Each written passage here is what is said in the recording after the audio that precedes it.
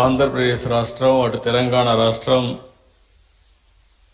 భారతదేశం, ప్రపంచంలో ఉండే క్రిస్టియన్ సోదరి సోదరులందరికీ హ్యాపీ క్రిస్మస్. యేసు ప్రభు జన్మించిన రోజు మనం క్రిస్మస్ జరుపుకుంటున్నాం. లోక రక్షకుడైన ప్రభు కరుణా కటాక్షాలు ఉండాలని ఆకాంక్షిస్తూ పెద్ద ఎత్తున ఈ కార్యక్రమాన్ని మనం నిర్వహించుకుంటున్నాం. ప్రేమ, కరుణ, సేవకు ప్రతీక క్రిస్టియానిటీ.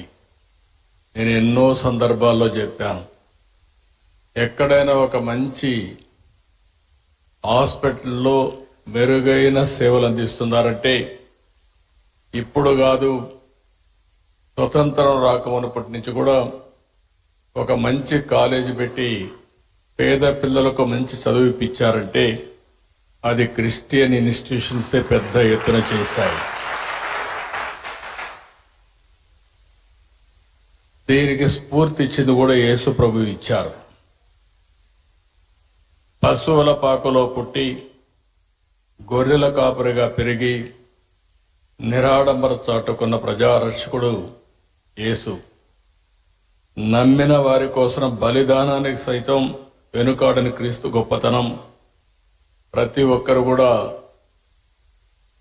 ఉత్తేజాన్ని తీసుకోవాల్సిన అవసరం ఉంది. నేను ఎప్పుడు వచ్చినా మీతో మాట్లాడుతూ ఉంటే మీ ఉత్సాహం చూసినప్పుడు ఒక స్ఫూర్తిదాయకమైన సందేశాన్ని ఇక్కడి నుంచి పొందుతున్నాం.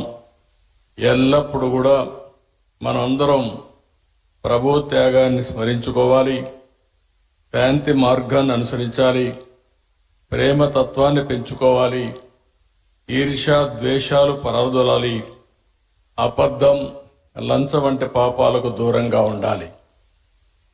ఈరోజు రోజు రోజుకు విలువలు పడిపోయే ఈ సమయంలో కనీసం మనం చూస్తే డిసెంబర్ నుంచి జనవరి అంతవరకు కూడా ఫస్ట్ వీక్ అంతవరకు కూడా ప్రపంచమంతా పెద్ద ఎత్తున జరుపుకునే ఏకైక పండుగ ఈ క్రిస్మస్ అని చెప్పి కూడా నేను మీకు తెలియజేస్తున్నా. అందుకనే నేను కూడా మీరు ఒకసారి చూస్తే ఇప్పుడే కాదు, మొట్టమొదటిసారిగా నేను సమైక్య ఆంధ్రప్రదేశ్లో ముఖ్యమంత్రిగా ఉన్నప్పుడు గవర్నమెంట్ తరపున ప్రీ క్రిస్మస్ ఈవెంట్ జరపాలని ఆ రోజు ఒక హైదరాబాద్లోనే కాకుండా అన్ని జిల్లాల్లో కూడా కార్యక్రమాలు నిర్వహించిన పార్టీ తెలుగుదేశం పార్టీ అని చెప్పి కూడా నేను మీకు తెలియజేస్తున్నాను.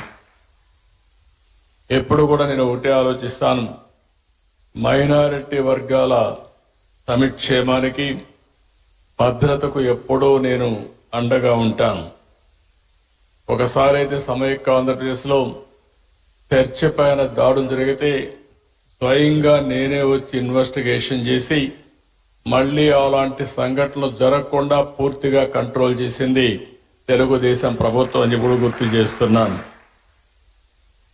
ఇంకొక పక్క విభజన తర్వాత కూడా మీరు ఒకసారి చూస్తే ఏదైతే క్రిస్టియన్స్ కోసం సంక్షేమం కోసం ఎక్కువ ప్రాధాన్యత ఇచ్చాం, చర్చల నిర్మాణానికి ఆర్థిక సహాయం చేశాం.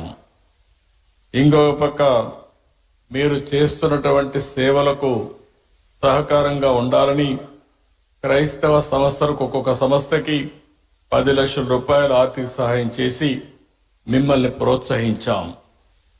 గుంటూరులో మీరు చూస్తే క్రిస్టియన్ భవనం కోసం 2 ఎకరాల భూమిని కేటాయించడమే కాకుండా ఆ రోజు 10 కోట్ల రూపాయలు ఖర్చు పెడితే కంప్లీట్ కాని బిల్డింగ్ ని కంప్లీట్ చేయాలని 5 సంవత్సరాలు ఆలోచించలేదు.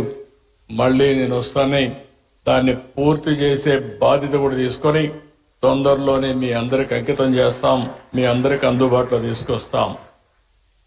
విజయవాడలోని సిఎస్ఐ సెయింట్